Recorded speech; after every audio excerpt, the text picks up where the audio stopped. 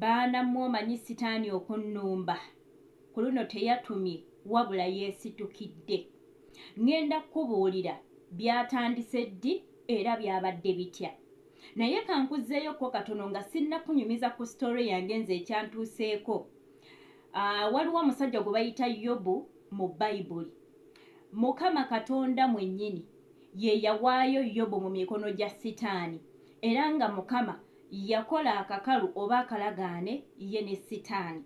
Nga mu kyo Mukama yali agezesa Yobu alabe Yobu nga byonna ebintu byalina bimuggiddwako asobola okusigala ng'agulumiza Katonda, asobola okusigala nga yeesiga Katonda. Mwana gwe nga Yobu bwe yayita mu kugezesebwa, nange nabadde mu kugezesebwa kye saasoose kutegeera. Naye ate nga nategeezebwako emabega. Kankubuulire story yange yabadde etya, naye nga nkubuuzaako wasuze otya, wasiibye otya, wonna vidiyo obudde bwekusangiddemu oba bw'ogirabiddemu. Mukwano nkubuuzaako mu linnya lya Mukama waffe Yesu Kristo, amannya nze Maggie gw'olaba ku screen yo, agenda okuba ng'akunyumiza story ye butya bwe yayise mu kugezesebwa. Ngenda kukola vidiyo nejja kuba mpanvuko naye nsabye ogiwa obudde era ngenda kwogera mpola mpola osobole okufunamu ekyokuyiga. Naye bw'obanga okimanyi nti oyina ebintu by'osaba Katonda akukolere, okugeza osaba mulimu Mukama akujje ku mulimu gw'oliko ogende ku mulimu ogusinga ku ogwo mu bufunze okulinnyisa eddaala, weeteekereteekere okugezesebwa. Oli muweereza wa Katonda, oweereza Katonda, weeteekereteekere okugezesebwa. W'obanga oyagala okuggibwa ku ddaala eryo ly'oliko oba siteegi gy'oliko ey'obuweereza otwalibwe ku siteegi endala, weeteekereteekere okugezesebwa. Ekirala bw'oba oli wano nga gw'olowooza mb'omanyi nnyo Katonda n'enkola ze zonna ozimanyi, mukwano olimba. Enkola za Katonda zikyukakyuka. Bwe yakola ku mulundi oguwedde si bw'agenda okukola ku mulundi guno, ebintu bye bikyukakyuka. Katwengere ne story yange. Omwezi ogwokusatu gwe tumazeko olwaleero nga gutandika, mu wiiki ey'okubiri nafuna ekirooto. Bwe nafuna ekirooto ne nkigambako musumba wange.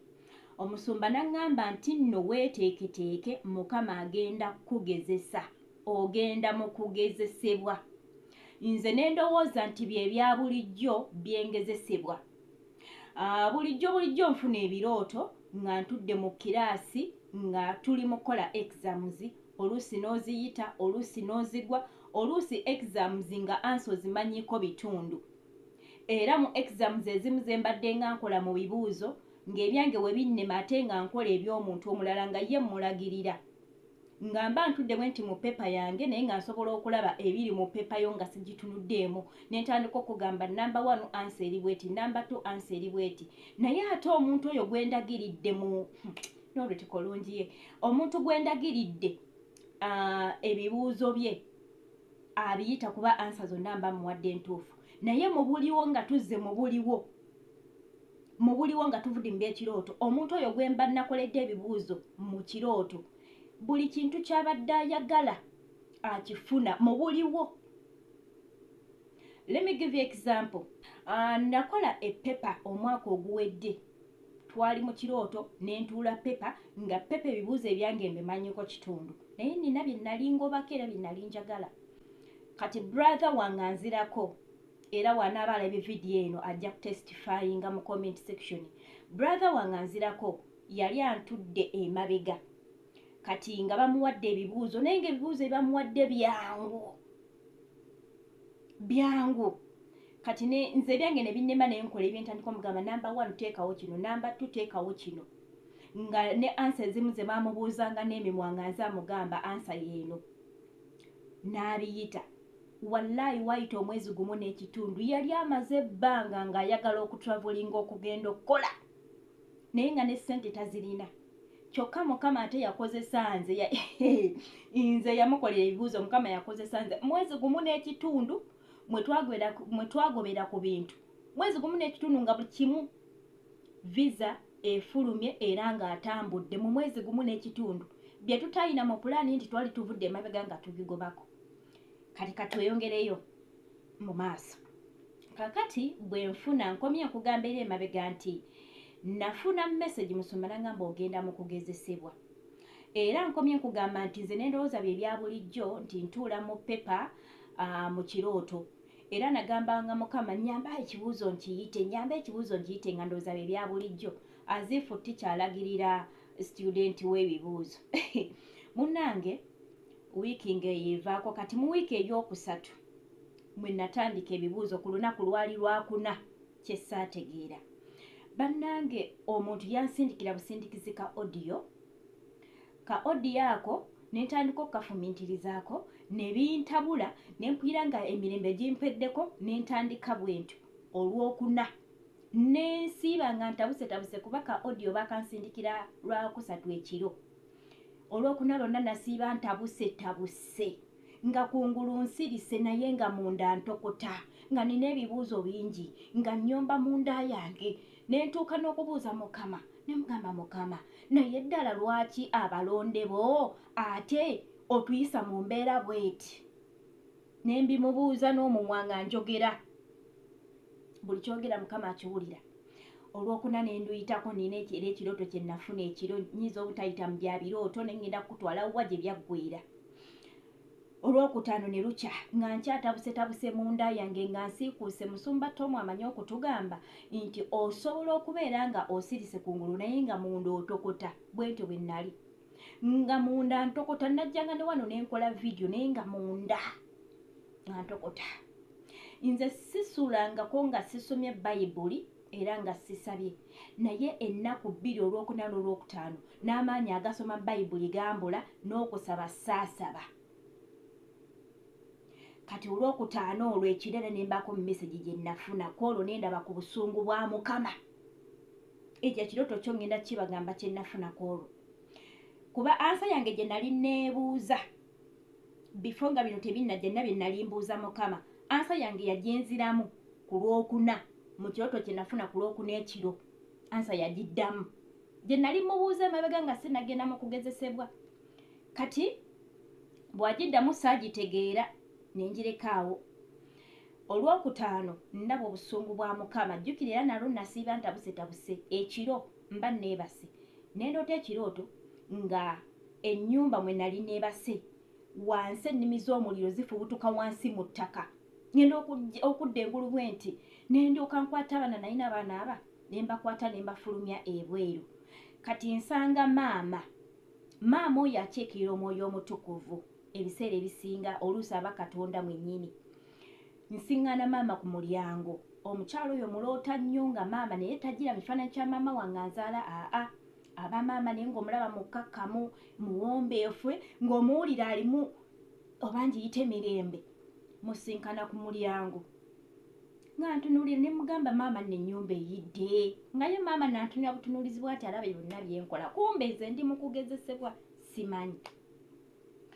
Nga ŋŋamba kale tujja kusula mu ruumu ey'okubiri nga neeyunula ngenda otuuka ne mu ruumu ey'okubiri gye ŋŋamba gye tugenda okusula nga nayo erimu omuliro gufubutuka wansi. Kati awo wenfuna ne chance nga ruumu eri waliwo akatuli kaali katono bwe kati ng'osobola olingiza n'olaba ekiri wansi. Ningiza bwenti bannange ng'olwejje lw'omuliro luli wansi. Kati ne ntandika okuggyayo ebintu mbifulumya ebweru. Nina ekiteeteeyi kyange eky'ejjiini nakigula bbeeyi. Abamanyi ebiteeteeyi ebyo eby'ejjiini bitera kuba bya bbeeyi nakigula bbeeyi. Mu ngoye zange ndoza kye kikyasinze bbeeyi. Kati nkikwata nga kiyiddeko wano emabega katono. Naye ng'era maama ndi naye mulumu naye nga ye alaga mukkakkamu ye tapakuka antunuulira byonna bye nkola. Ne mugamba maama alaba ekiteeteeyi kyange eky'ebbeeyi kiyidde. Nno ye antunuulira. Ne nfulumya ebintu wabweru. Bwe namaliriza kyenava nfukamira tandika oppangapanga ebintu. Mu mutima kyenava ngamba njire nno nzimbire maama ennyumba. Jjukira Mwoyo Mutukuvu atuula mu ffe. Kati ennaku zino 2 ze namala nga munda ntokota. Bakuyita batya ng'omuntu nga weewulira mu butuufu olinga alina obusungu olinga alina ebibuuzo ebingi kati Mwoyo Mutukuvu nali mmugobi nga tali munze ennyumba Mwoyo Mutukuvu takyasobola tuulamu okusinziira ku birimu kati awo weŋŋambira nti njire nzimbire maama ennyumba kati mmaliriza okukyogera waliwo omukyala yali ku mabbali kyeyava akwata ebbakuli naŋŋamba nno w'omala okusiika amandaazi nze nteekera wano amandaazi gange ne ndyoka muddamu n'obukambwe ne mugamba tetunnaba nakufuna we tugenda kubeera gw'oli mu kuyoya mandaazi owulira jjukira munda munze mulimu obusungu zonna nzijjudde munda ezo ennaku zonna kati Mukama agezaako okundaga kikyendi munda bwe namaliriza omukyala n'asirika nnyimuka we nali nzira ku sayidi endala nsanga omukyala yanyisa engoye ze za white nga ŋŋamba nti njolezaako ku ngoye zange zino nkuwe ssente kyenava mmugamba siyina maanyi olaba n'ezange ziddugala Mukama agezaako okundaga kyeni nti zino ennaku si oba nkyogere ntya nenva mu kwolesebwa nenkeera ku makya ne sibitegeera kati awo ziwera ssaawa olwo tutuuse ku Saturday ziwera ssaawa awo 6-7 ntandika okujja nfuna amakulu Mukama biki byabadde agezaako okuŋŋamba naye Omwoyo Omutukuvu nga waali alaba buli kimu kyenkola engeri gye nkwasaganyaamu embeera bino nno mbikunyumiza naye nabadde mu kugezesebwa kwange simanyi okuko kunaabeera kutya munnange ngenda kukugira nkutuukire sitaani we yasituse mwennyini era nkugireyo kali akayobu ke nkuleetedde wali nga tutandika munnange nga mala okutegeera guli omulwadde busungu bwa Katonda neŋŋamba Mwoyo Omutukuvu nagambye wali nzimbire maama ennyumba neneekuba mutima neŋŋamba ekitegeeza Omwoyo Mutukuvu takyali munze nenzijukire neŋŋamba mubutuufu emba nkyankalanye bwe nti Omwoyo Mutukuvu tasobola kubeerawo nentandika okwenenya okuva mu ssaawa ezo ntandika okwenenya ekiro wulira sitaani asituka wano sitaani asituka ekiro ssaawa zaalinga 4 nga wabawo omuntu anteerako message ng'ebintu byaŋŋamba mbunze nkwate ssente nziweeyo bazitwale mu ssabo simanyi balina bye bagenda okukola sijja kubiyitamu nnyo kubigenda wala naye kambayisizeeko awo kati bwe mpuliriza message ezize yatandika yeetonda naŋŋamba nsonyiwa eddiini gy'osaba ngimanyi naye saagadde ate gwe kuleka bbali otuukeyo mu maaso ogambe nti oba wejjuse otandika okugamba lwaki saakugamba nawuliriza message ne muddamu ne mugamba nze nasalawo okukwata ekkubo limu nasalawo kukwata kkubo lya Katonda gwensinza wa bujja tagattibwako kintu kirala era bwe mba nasalawo okukwata ekkubo lya Katonda sisobola kusapootinga mulimu gwa sitaani bwentyo bye namugamba nenteekako ne mugamba nange wano ojja kunsonyiwamu n'amannya agange bw'oba ogenze togateekayo togoogerako tonjogerako ku mannya gange nze nasalawo ndi wa Katonda ne mugamba wentuuse wonna okuva gye nvudde yonna Katonda sigendangako kumusamize tewali muzimu gwali gunnyambye byonna bye nnwanye mbirwanye na Katonda okuva gye nvudde mpaka ku ddala lye ndiko olwaleero abadde Katonda ne mugamba singa twesiga Katonda singa tuli wala nnyo bino byonna nze mbiyitamu simanyi nti ndi mu kugezesebwa ng'akitegeera kye namugamba ng'olwo luyita nga tutuuka ku lunaku olw'Essande kati musumba wange ajja mu inbox yange ambuuza nga Mama Margaret, how are you fine? Nga mugamba taata ndi okay.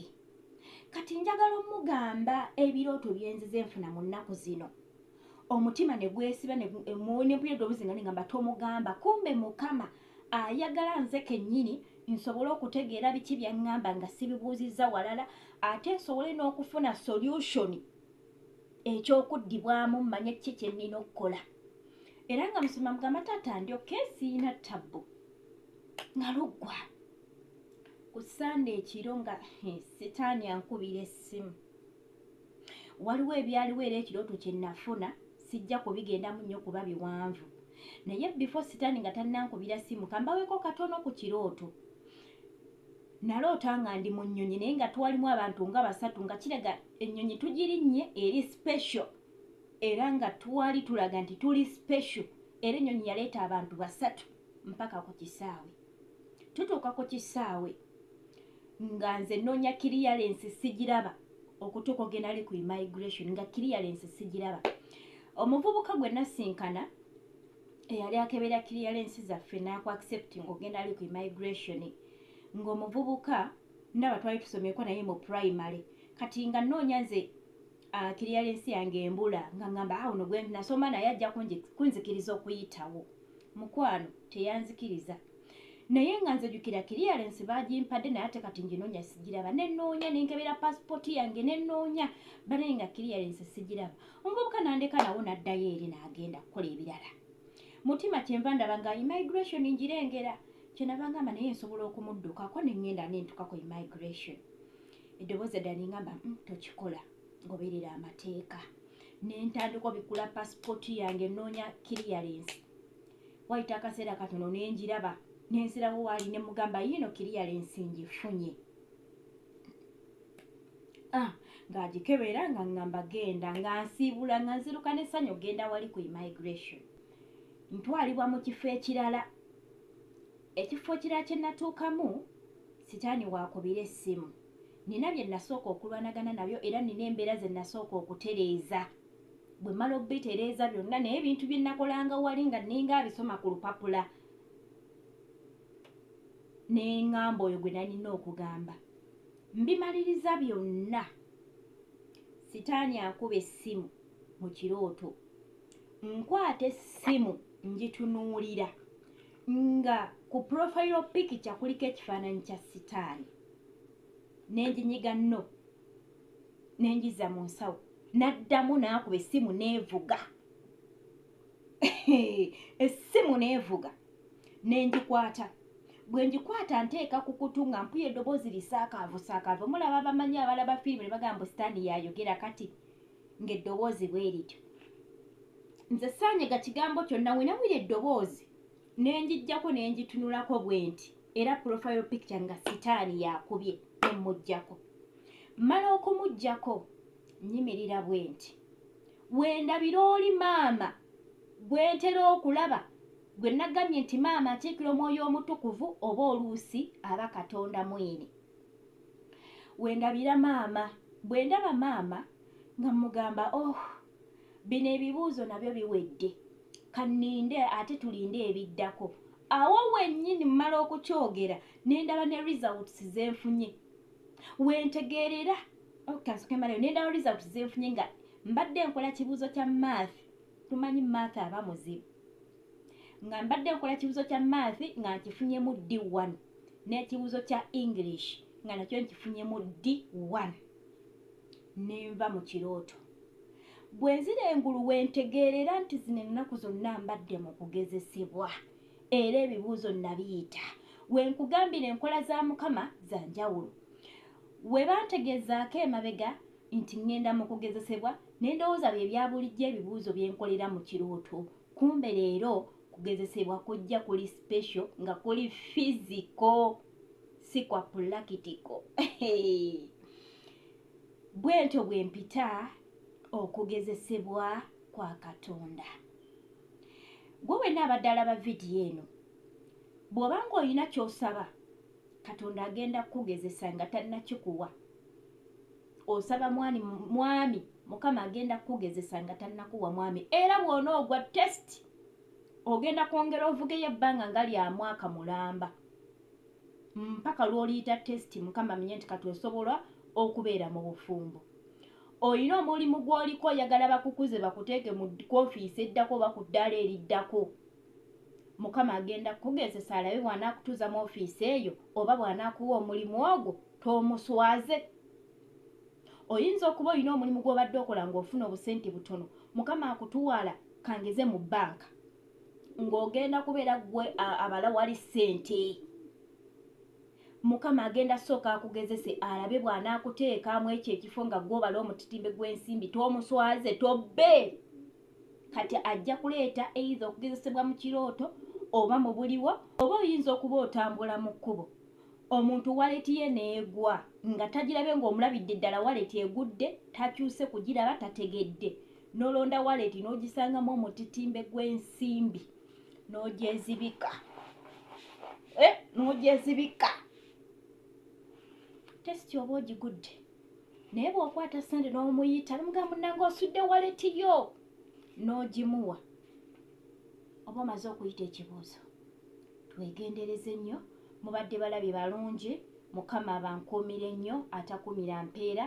Tujja kusinkana mu videos eziddako. Amanya nsigadde nga nze Maggie ate ng'obadde ku Maggie Kye Initiative YouTube channel. Bye bye.